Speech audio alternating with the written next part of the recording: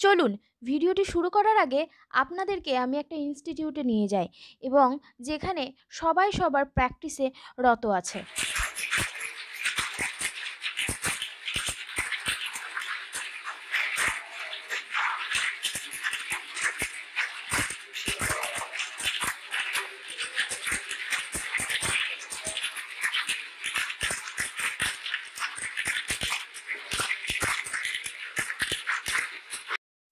পরীক্ষায় টাইপিং টেস্টকে নিয়ে আমরা চিন্তিত হয়ে পড়ি।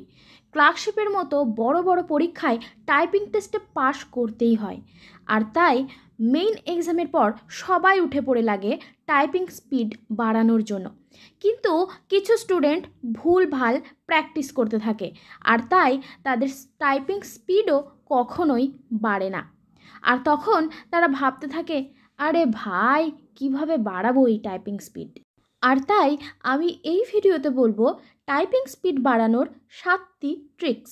আর এটা দেখার পর আপনি যদি সঠিকভাবে অনুশীলন করেন তাহলে নিশ্চিত আপনার স্পিড বাড়বে। আর আপনার রিয়াকশান কিছুটা এরকম হবে। Are you ready for this? তাহলে চলুন শুরু করা যাক। Hello everyone, welcome to my channel study with Piya, যেখানে আমি পিয়া তোমাদেরকে বিভিন্ন রকমের government job news, GK, current affairs এবং শর্ট ট্রিক সম্পর্কে বিভিন্ন রকম তথ্য দিয়ে থাকি। তাহলে যারা এখনও পর্যন্ত আমাদের চ্যানেলটিকে সাবস্ক্রাইব করনি তারা অবশ্যই সাবস্ক্রাইব করে নেবে, পাশের বেল আইকনটি প্রেস করে সেটিকে অবশ্যই অল নোটিফিকেশন করে রাখবে। এটা শেখার আগে কিবোর্ড সম্পর্কে আপনার একটা সম্যক ধারণা থাকা দরকার।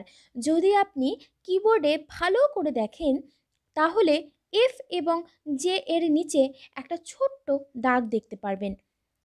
কিবোর্ডে এই মিডিল রোটাকে বলা হয় হোম রো, অর্থাৎ যেখানে একটা ওয়ার্ড টাইপ করার পর আমাদের আঙুলগুলো এসে রেস্ট করে। এটাকেই বলা হচ্ছে হোম রো বা মিডিল রো। এবার আমরা শিখব কিভাবে আমরা আমাদের আঙুলগুলোকে কিবোর্ডের ওপর রাখব। দেখুন ভিডিওতে যেমন দেখা যাচ্ছে খুবই রিল্যাক্সের সঙ্গে হোম রোতে আমাদের আঙুলগুলো থাকবে। আমরা আমাদের বাঁ হাতের লিটল ফিঙ্গারের সাহায্যে এ, রিং ফিঙ্গারের সাহায্যে এস, মিডল ফিঙ্গারের সাহায্যে ডি, ফার্স্ট ফিঙ্গারের সাহায্যে এফ এ প্রেস করব। স্পেস দেওয়ার জন্য ব্যবহার করব ডান হাতের থাম্বটি। এবং এই একইভাবে আমরা আমাদের রাইট হ্যান্ডের ফিঙ্গারগুলোকে জে, কে, এল এবং সেমিকোলনে রাখব। জি এবং এইচ এই দুটি অক্ষর ফার্স্ট ফিঙ্গারগুলো দিয়ে প্রেস করতে হবে। এইভাবেই শুরুতে কিছুদিন আপনাকে মিডিল রো বা হোম রোয়ের প্র্যাকটিস করতে হবে। দেখুন ভিডিওতে যেমনভাবে দেখা যাচ্ছে, তাহলেই দেখবেন কিছুদিনের মধ্যে আপনি একদম অভ্যস্ত হয়ে গেছেন মিডিল রো সম্পর্কে। এরপর আসি টপ রো এবং বটম রোয়ে। হোম রোয়ের প্র্যাকটিস শেষ হলে আপনাকে টপ এবং বটম রো প্র্যাকটিস করতে হবে। দেখুন ভিডিওতে যেমনভাবে দেখা যাচ্ছে সেইভাবেই আপনাকে প্র্যাকটিস করতে হবে। দরকার হলে এটার আপনি একটা স্ক্রিনশট নিয়ে নিতে পারেন। প্রথমে কিছুটা সমস্যা হতে পারে, কিন্তু ধীরে ধীরে আপনি অভ্যস্ত হয়ে যাবেন। টিপস নাম্বার 3, টাইপ করার সময় বারবার কিবোর্ডের দিকে তাকালে চলবে না। তাতে আপনি প্রথম ধীরে ধীরে টাইপ করুন, তাতেও চলবে, কিন্তু কিবোর্ডে তাকালে চলবে না।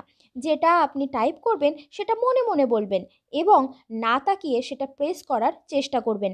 তাতে আপনার সাবকনসিয়াস মাইন্ডে এটা একটা লেখচিত্র তৈরি হবে। আপনার মনে হতে পারে টাইপিং হাতের কাজ, কিন্তু এখানে মাইন্ডও সমানভাবে কাজ করে এবং সেটা করতে ইনস্ট্রাকশন দিতে থাকে। এবার আসি টিপস নাম্বার 4 দিকে। চেয়ারে বসার সময় কখনো আগে এগিয়ে ঝুঁকে বসবেন না। সবসময় পিছনে শির দ্বারা সোজা করে বসবেন এবং কম্পিউটার স্ক্রিনের দিকে তাকাবেন, কিবোর্ডে কখনোই না। আপনার কনুইটাকে টেবিলের সোজাসুজি করে রাখবেন। আপনার স্ক্রিন থেকে আপনার মাথার দূরত্ব যেন 45 to 70 সেন্টিমিটার হয়ে থাকে।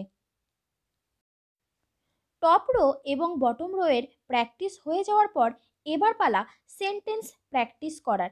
দেখুন স্ক্রিনে একটা সেন্টেন্স আসছে, the quick brown Fox jumps over the lazy dog. এইখানে এ টু জেড অল অ্যালফাবেটস আছে।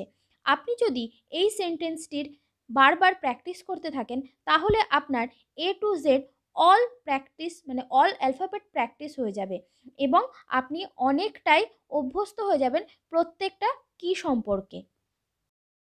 এবার আসি টিপস নাম্বার 6 এর দিকে।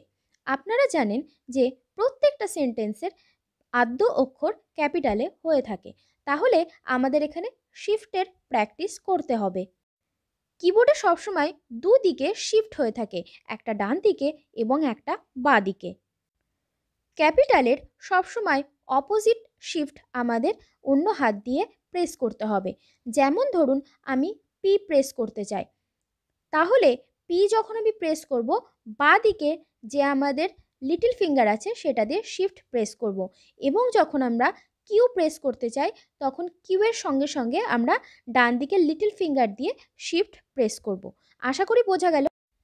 এবার যাওয়া যাক নাম্বার 7 এর দিকে। দেখুন যখন আপনি টাইপ করছেন তখন খুব জোরে জোরে আপনি কিবোর্ড প্রেস করবেন না, আপনার আঙুলগুলোকে খুব রিল্যাক্সের সঙ্গে আপনার যে কিবোর্ডটা আছে সেটার ওপরে চালান। যদি আপনার আঙুলের নখ বড় হয়ে থাকে অবশ্যই সেটিকে কেটে ফেলবেন এবং আপনি আস্তে আস্তে প্রথম দিকে শুরু করুন এবং কারোর সাথে প্রথম দিকে কথা বলবেন না যখন আপনি টাইপ করতে বসছেন। এবার আসি ক্লার্কশিপের এক্সামে আপনি হয়তো স্ক্রিনেও পেতে পারেন আপনার যে প্যারাগ্রাফ সেটি, কিংবা আপনি হার্ড কপি পেতে পারেন। তো আমি সবসময় বলবো হার্ড কপি নিয়ে আপনি লিখতে বসুন, যে কোনো 200 থেকে 220 প্যারাগ্রাফের মধ্যে। এবার আমি আপনাদের সঙ্গে শেয়ার করব কিছু ইন্টারেস্টিং ফ্যাক্টস। আপনাদের স্ক্রিনে দেখুন একটা সেন্টেন্স আসছে, টাইপ রাইটার। তো টাইপ রাইটার শুধুমাত্র টপ রো যেটা আছে সেখানেই কিন্তু এই জিনিসটা প্র্যাকটিস করলে, মানে এই ওয়ার্ডগুলো প্র্যাকটিস করলে আপনার টপ রোয়ের প্রত্যেকটা কিয়ের প্র্যাকটিস হয়ে যাবে। এবং আপনি কি জানেন যে 56% টাইপ আমাদের বাঁ হাত করে থাকে এবং 44% আমাদের ডান হাত করে। এটা আমি বলছি না, এটা রিসার্চ বলছে। তো আশা করি ভিডিওটা ভালো লেগেছে। তাহলে যদি ভালো লাগে একটা লাইক করে যাবেন, আর যদি কোনো কিছু বলার থাকে তাহলে অবশ্যই কমেন্ট করবেন, আর বন্ধুদের সঙ্গে শেয়ার করতে তো ভুলবেন না। ধন্যবাদ। দেখা হচ্ছে তাহলে নেক্সট ভিডিওতে। অন্য কিছু জানার হলে নিচে কমেন্ট বক্সে কমেন্ট করুন। আর যদি আইসিডিএস ইন্টারভিউ সম্পর্কে কোনো কিছু জানতে হয় তাহলে আমাকে হোয়াটসঅ্যাপ করতে পারেন। হোয়াটসঅ্যাপ নাম্বার আপনাদের স্ক্রিনে দেখা যাচ্ছে 8145375340। আমাকে হোয়াটসঅ্যাপ করলে আমি উইদিন 24 আওয়ার্সের মধ্যে আপনাদের অ্যান্সার করব। ধন্যবাদ। দেখা হচ্ছে তাহলে তোমাদের সঙ্গে নেক্সট ভিডিওতে। ও হ্যাঁ, লাইক করতে ভুলো না কিন্তু।